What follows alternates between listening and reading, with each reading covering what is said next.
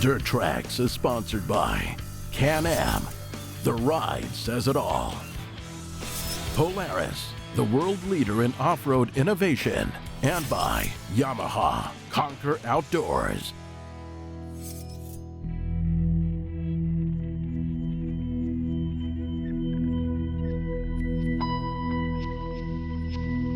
Started out really with my dad, you know, in a Jeep, and kind of got the bug for off-road then. Ended up racing the trophy karts in the Lucas Oil Series. It was really cool, you know, thinking that my dad's putting all this work into it and making the car so fast. I got to just hop in and drive the thing and hopefully make him proud out there. Moved into a RZR in the Work Series. It was a lot of hard work that went into it, but we never really knew where we would end up, you know, at the point now where it's my actual job and career. Now I'm racing Best in the Desert. It's my second year. You know, never really thought I would actually be at this point, but here we are. At first, it was just here in the trophy kart days. We had one little kart, and it was me and my dad wrenching on it. And now, eventually, here in Glendora, still have our shop, and got our house right here where I live. Right behind me, got the garage and the shop, really, where we work on everything, get it all done. This is where we're, you know, running our race team out of.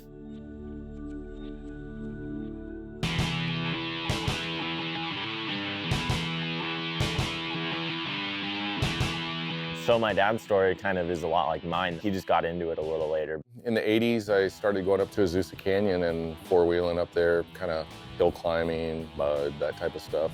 My buddy John Bundrent said, let's go up to Johnson Valley. I've heard about something called rock crawling. We went up there and just happened to see some Jeeps coming down Jackhammer, and we said, we've got to do this. So I turned my Land Cruiser into a rock crawler. He started turning his 4Runner into rock crawler, and just started going. The first competition up there was in 1999. It was the Warn Rock Crawling Championship.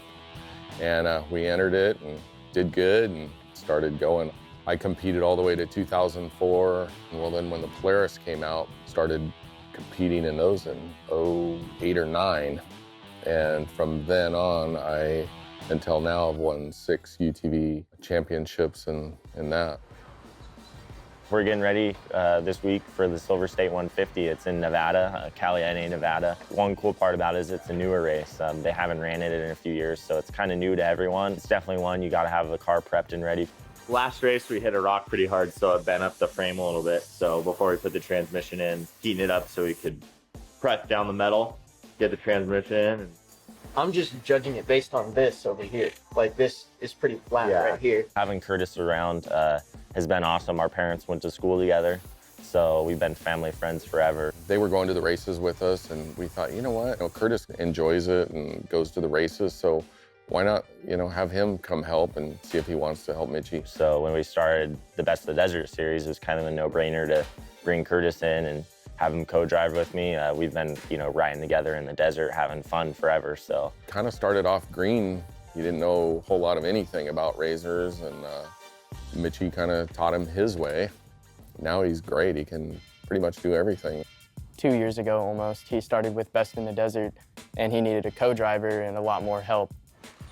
I guess it turned into me doing the co-driving, helping them work on the car and stuff like that. It just turned into a full-time thing, pretty much. Now he's working for us, and he's one of the biggest, he is probably the biggest part of the team, having hhim around, and he knows how to work on the cars, wrench on them, co-drive, and even drive them too if he had to. So when you guys got here, the whole rear end of the car was pretty torn apart. From the last race, we had to bang out the transmission plate that kind of covers that and protects it.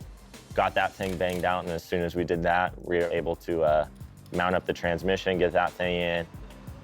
Racing really is nonstop, and wrenching on everything and all that is a lot of hard work. And what I always say is 95% of the work is actually working on the car, preparing for the race, and then maybe the other 5% is actually driving the thing. Me and Curtis are in there, and he get the job done and know what we're doing, but usually at least a couple times a day I got my dad in here and I'm asking him some random question on some random part. That's one of the coolest things, is having our shop here and having, you know, the master master behind everything that taught me everything I know. He's a few steps away and could bring him in there. And I love being in the shop, seeing what's going on. He doesn't like me in the garage, I can tell you that. He doesn't like me asking questions. He doesn't like me telling him anything.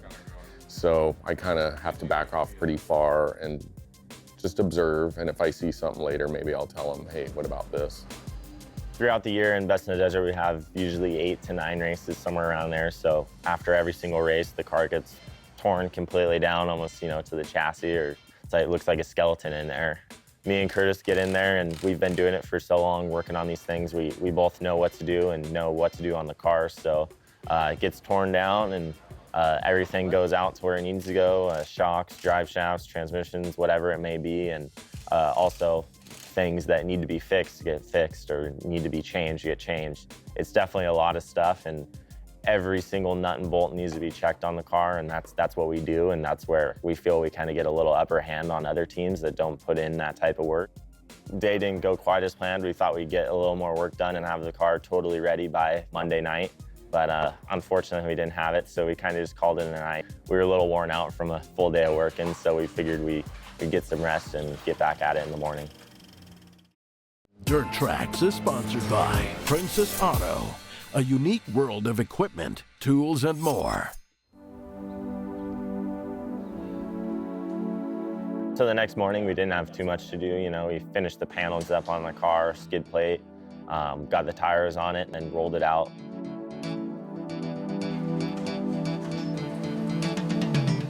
Got the alignment checked in the rear end, checked the front toe and everything, and loaded up, chase truck ready to go, and headed out to Barstow. That's kind of our main test spot. It's only, 100 miles away, so hour-and-a-half drive probably. It's a nice little area. You got nice little mountains and stuff and some cool trails, so.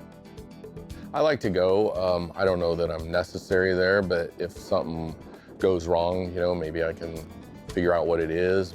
Mainly, I just like to watch the car, how it's working, give my input. He gives his input to me. He actually likes me to go on test days.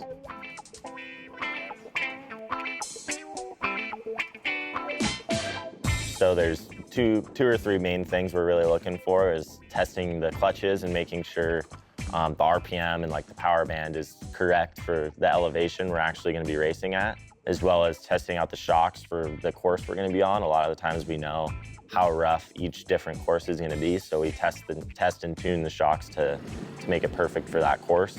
It kind of has everything you need to go test. It's got, long straightaways, a lot of nasty whoops, which the trophy trucks go out there and test all the time and hit, and it's kind of the big spot for everyone. So a lot of times before a race, you go out there and see a lot of the teams we usually go out there with Walker Evans and test our shocks out and just shake down the car before every race.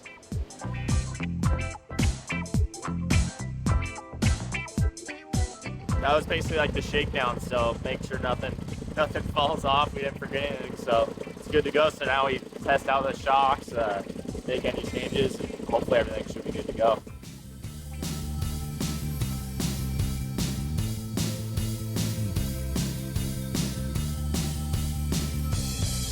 With the Best in the Desert series, sometimes there's, 12-hour-long races. So keeping a car together for that long really takes a lot of focus and a good driver and co-driver. So that was a big part of it, as well as the competition's just insane. We're seeing car counts of, 100 cars in one race. So being at the top level of that really takes a lot of work, like I said, and being at the top level and winning races really is tough. So we had the Mint 400 earlier this year. That's probably the biggest race of the year. There's a lot of stuff that goes into that, and that was a huge race, and we actually led it wire to wire and won by 20 plus minutes. Being able to get that win at such a young age was really cool, and hopefully we can get some more. A lot of our success is due to our friends and family. We can't do this without friends. I mean, the desert racing takes multiple people to chase, multiple people at the track to help and fill the car up between pits. My wife, of course, she is behind the scenes that does probably 50% of the work that nobody ever sees or, she doesn't get credit for. We may over-prepare, but I think it's a good thing. The last race we took 3 trucks to Vegas to Reno, and that takes a lot of people to do that. With desert racing, there's a ton that goes into it, and having a good car, like I said, is one of the biggest parts. So started out with the RZR XP Turbo, 4-seater actually, helps in the desert with the whoops and things like that. So built that up with Lone Star Racing. They built the whole chassis, and then got tons of components from a lot of sponsors that really kind of bring it together. There's just so many people that make so many components on the car that once you get all those different brands together, it really makes an awesome car. Polaris has been with us since the very beginning, and we definitely wouldn't be racing without them. And Walker Evans Racing, they have been behind us since the very beginning, and a few more. Going into this race, every race is important, but this one definitely is big because we're looking for a points championship. So points are very close going into this one. So this is a big one. You want to win every race you can, but at the same time, finishes are what really matter. And you know, if it means finishing top 5, top 10, that's really what we're looking for, and keeping that points rolling into the next couple races, and hopefully in the end getting that championship.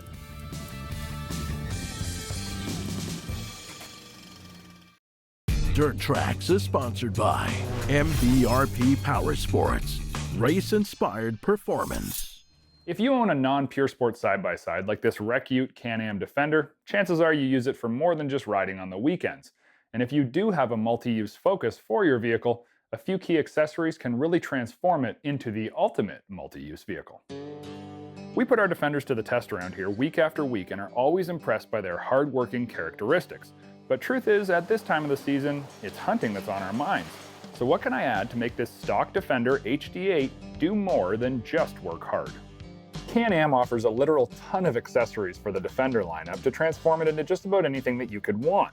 For me, I wanted the ultimate hunting rig, so I grabbed my pencil, sharpened it to a point, and asked Can-Am for all of the parts to do just that.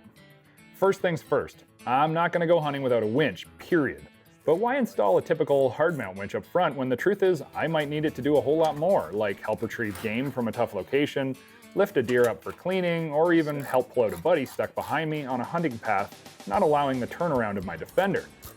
That's where the multi-mount winch from Can-Am comes to play. By installing a front hitch 2-inch receiver bracket and the multi-mount wiring harness, I can easily swap my Warn Pro Vantage 4,500-pound winch to the front or back of the Defender and do just about any task you could ever ask a winch to do. Utilizing the multi-mount 2-inch hitch plate is as simple as putting a hitch pin in and replugging into the rear electrical connector, and voila, you've got double the winching capacity. Along with winch movability, we've now got a 2-inch receiver on the front of the vehicle, which means that we can push or pull just about anything, which is pretty handy. While we're at the front of the vehicle, I also want to address one more hunting woe. Staying out of the elements. It's important. While having full doors or even a full windshield isn't needed, I really do like to have a roof and a half windshield. The sport roof for the Defender is injection molded poly and looks smart when installed. It covers the edges and leaves smooth lines that don't catch tree branches or other debris should the trail get tight. While I'm adding the roof, it's pretty obvious to put on a windshield too. Hunting mornings in our neck of the woods, yeah, they can get pretty cold. However, I prefer the compromise of a half windshield that offers wind protection but still allows you to get great sight lines above. It's made of high-impact poly that's all kinds of resistant. From yellowing to cracking, this thing won't degrade over time. It goes on without tools, and it features a reverse lip at the top to send air up and over the driver and passenger. The rear box is where the rubber really hits the road when it comes to building a hunting Defender, and the headache rack in the back box is your starting point for pretty much any hunting accessory. The headache rack adds workability but also functionality for hunting. It also offers protection in the cab from anything in the bed and gives you lots of places to attach future accessories. Once installed, the gear rail is the next add-on. These two form the base for our Kolpin Stronghold auto latch gun boot mounts that attach simply and easily for the quick install of a gun boot from the right and the left. And when it comes to gun boots, the Stronghold by Kolpin is a seriously high-quality product. They're designed with a low profile so they aren't bulky or awkward and hold a rifle or a shotgun up to 52 inches long with room for optics and accessories on the gun. One of the cleanest features is the included zippered liner that reduces wear and shock on your rifles during transport, because the last thing that you want is a jarring impact on your scope or sights. The boot snaps into the auto latch with ease and likewise releases in a simple push of a lever. One thing I don't really love is having to put my gun in and out of the gun boot if I'm traveling just a very short distance, and likewise, I don't always like putting it across my lap either. The dual gun holder might be one of my favorite accessories. Once I've used my gun boots to get into the hunt, I can quickly and easily place my rifle or shotgun into the dual holder right in the cab. It allows easy access with almost no sound or effort required to remove. Oh, and it looks pretty killer too. During bird season, I can see this coming in super handy, or even if you're just headed out from the ranch to get into the tree stand and don't want to load up the gun boot. This is a slick and easy answer. And to finish off the build, I always have a use for the linked gear grips by Kolpin. They quickly and easily attach via the link system, and they hold just about anything you can think of. They'll carry a compound bow, a fishing rod, a rake, a piece of fence post, heck, you can coil some rope and the gear grip grabs it with authority. They come in pairs and are infinitely handy. We're huge advocates of using your rig for both work and play. Heck, that's what we do, and when you install quality accessories like I did today, it's going to make your adventures that much more enjoyable and a whole lot easier. Closed captioning of Dirt Trax is sponsored by Trident Trailer, built for adventure. There's only a handful of vehicles in the entire off-road industry that you can pinpoint as having drastically altered off-road recreation forever. But there's no question when it comes to the side-by-side industry, one of the most important and revolutionary vehicles of all time is the Polaris RZR. Before the RZR, we had utility side-by-sides, and they did their job, but they lacked the excitement we all knew was hiding just underneath the surface. Polaris was the first to recognize the general appeal of a side-by-side designed entirely to play. We've come a long way since that first 50-inch RZR 800. Polaris's side-by-side lineup now includes 15 pure sport models. It's pretty safe to say they have a RZR for everyone. Perhaps one of the most confusing models in Polaris's RZR lineup is the S900. It sits directly alongside the 1000 in both their brochure and on their website, leading many, including myself, the question, what's the point in having a 900 and a 1000 in exactly the same chassis? The truth is, the reality of the RZR S900 makes perfect sense. What throws you off is the name. So let's not worry about the name at this point and focus on what the 900 is made of. Chassis-wise, the 900 is, as I said, identical to the S1000. AA arms up front and in the rear produce 12 and 13 inches of travel respectively, which is more than many performance side-by-sides in classes far above this one. Power steering is not standard on the base 900S, but you do get a set of 2-inch Fox 2.0 Podium X shocks, GBC Dirt Commander tires, and nice-looking 12-inch aluminum rims. All these specs are identical to the 1000. It's out back that one of only two differences between these vehicles can actually be found. The RZR S 900's 875cc double overhead cam twin-cylinder engine produces 75 horsepower. This is the same engine that powered the RZR XP 900 a few years back, and in that configuration it made 88 horsepower. In the S900, it's been detuned to make only 75. And I say only with a heavy dose of sarcasm. 75 horsepower is, I will admit, more power than most sport side-by-side owners could ever use. Bottom end torque with this 900 is excellent. It pulls hard down low, and it'll spin the rear tires whenever you want them to. It never seems to get bogged down when it gets sticky either. Top speed is in the mid to high 60s, so no issues there, and that parallel twin-cylinder exhaust note is throaty and deep. Sounds like a pretty good power package, doesn't it? That's because it is. But all of this goodness still doesn't answer the question, what's the point? Polaris makes a nearly identical RZR 1000 that puts out 100 horsepower. That's 25% more awesome. The answer to this is also the second of the two differences between the 900 and the 1000, the price. Earlier I said it's the 900 on the side of this RZR S that is confusing. It's so close to the 1000 it makes you wonder why bother with both. Then you look at the horsepower and you see that they actually reside in very different performance categories. So, if you ignore the 900 on the side of this vehicle and focus only on horsepower, the S900's position in Polaris's lineup makes infinitely more sense. Then, you walk over and see the hang tag with the MSRP written on it, and things get even more clear. The RZR S1000 retails for $18,000 US, which is by no means cheap, but it is still a pretty good value for the level of performance that you're getting. The S900, on the other hand, retails for a full $3,300 less. That's only $14,700 US. Sure, you're down 25 horsepower and you don't have EPS, but as I said earlier, the day in and day out capabilities of the vehicle don't suffer one bit.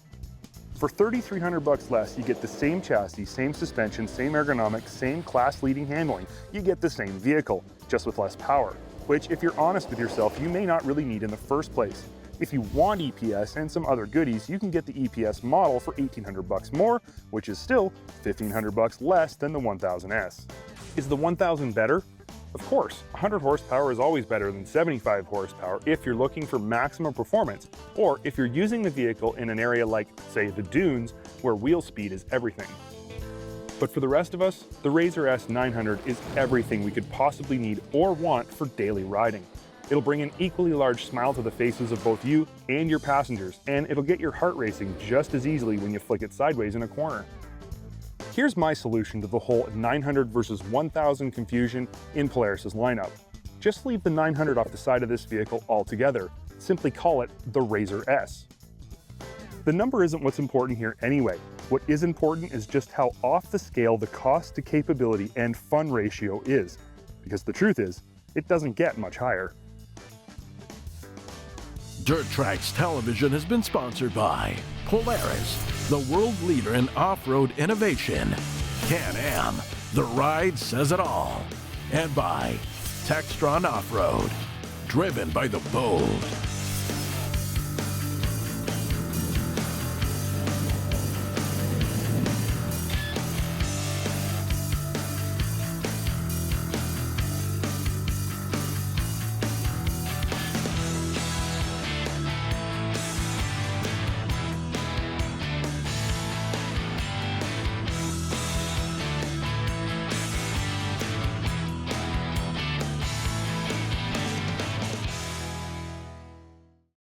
Thanks for watching this segment of Dirt Trax TV. For more great content, make sure you click the links or subscribe to our channel, where we're always updating with new content every day throughout the week.